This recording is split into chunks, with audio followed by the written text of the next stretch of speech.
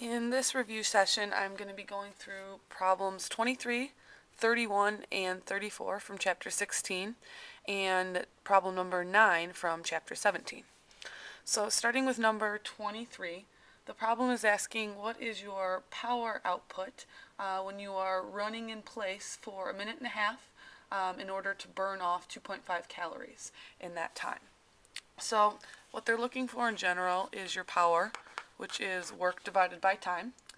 The time that they give you is a minute and a half, which if you are to convert that over, 1.5 minutes, using the idea that 1 minute is 60 seconds, you get a 90-second total for your time. And then we have to figure out what the work would be. So work is given by the 2.5 calories that you are trying to burn. So work is 2.5 big C calories. And in order to convert that into the correct units of joules that we want for our power equation, what you have to do first is use the fact that 1 calorie is 1,000 little calories. Then your next conversion would be that 1 little calorie is 4.186 joules. And so you can get a total of 10,465 joules as the work that you are doing. Using those two values now, you can plug it into your equation. So you'll have power is 10,465 joules divided by 90 seconds. And that should get you 116.3 watts, which is your answer to part A. And then in order to convert to horsepower, you have to use the conversion factor that 746 watts is 1 horsepower. And you will get an answer of 0.16 horsepower as your power output. The next question is number 31. And what number 31 is asking is if you have silver pellets with a given mass and temperature and they are added to water, so a calorimetry type of problem, how many pellets do you have to add in order to increase the temperature of the system to 25 degrees? So your key for this one is that you have to have the heat of the two of them be equal.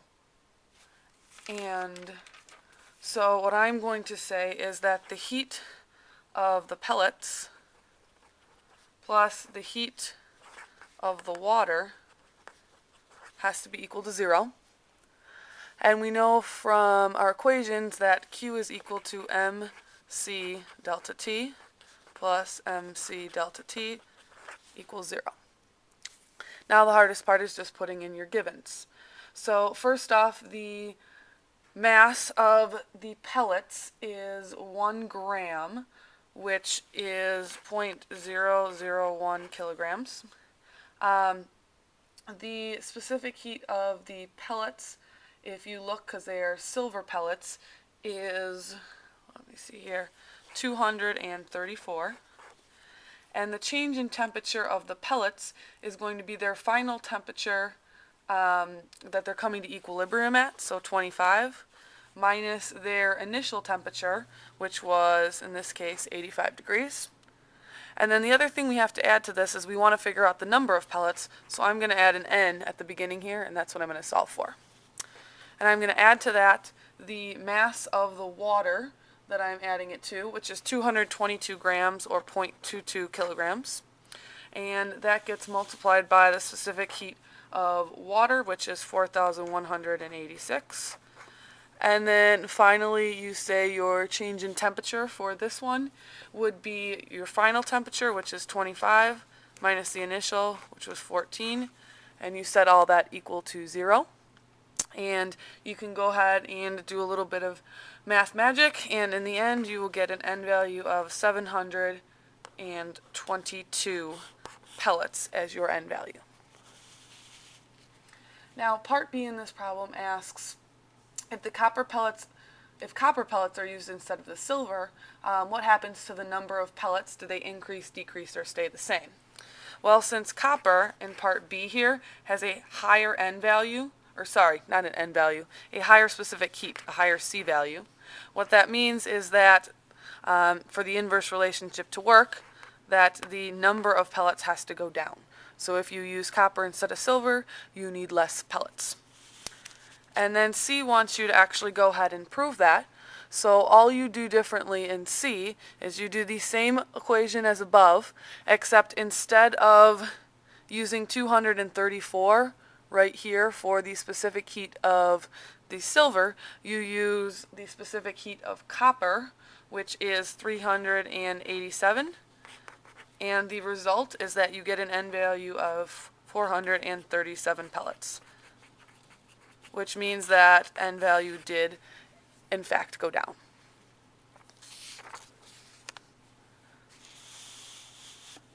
The next one we're going to look at is number 34, still from chapter 16. And 34 says, a lead ball is dropped from rest from a height of 5.43 meters. The collision is considered to be totally inelastic. Assuming all the kinetic energy goes into heating the ball, find its change in temperature. So first remember, inelastic collisions means that we are actually losing mechanical energy, and it's going into thermal energy in this case. So what we want to say for 34 is that, the work we started with is going into the heat that is the thermal energy.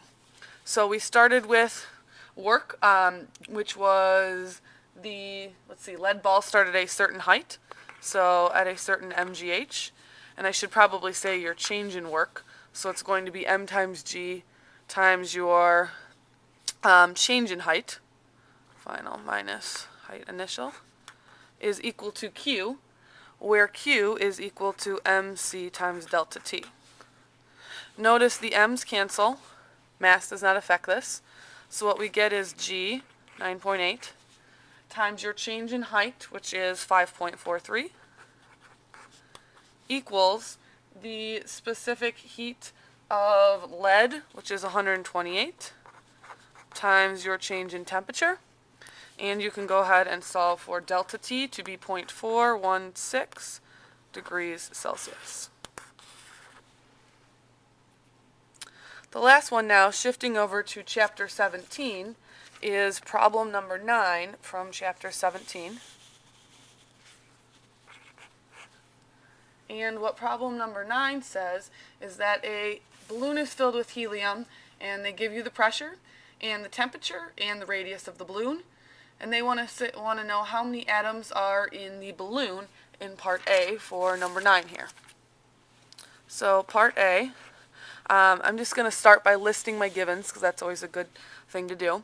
So we have a pressure of 2.4 times 10 to the 5th pascals.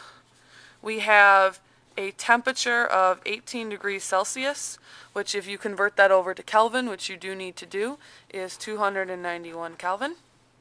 And the radius of the balloon is 0.25 meters. And last, I am going to need the volume of the balloon, so already I would go ahead and calculate that, which is 4/3 pi times r cubed, so 0.25 cubed, which is 0.065 meters cubed. So now that you have your givens, you are ready to go ahead and get started. And my plan for this is to first solve for little n to find the number of moles, and then multiply that by Avogadro's number in order to find the number of atoms altogether. So first, using PV equals nRT, we are going to get N to be PV over RT, and substituting in the values that I have, we have 2.4 times 10 to the 5th times 0.065 divided by R, which is a constant, 8.314, times our temperature in Kelvin, which is 291 degrees, and I get an N value of 6.5 moles. Once I have that 6.5 moles, then I'm going to say that capital N, my number of atoms, is equal to my number of moles times Avogadro's number, So I will take 6.5 and multiply it by 6.02 times 10 to the 23rd. And I get a total number of atoms to be 3.91 times 10 to the 24th.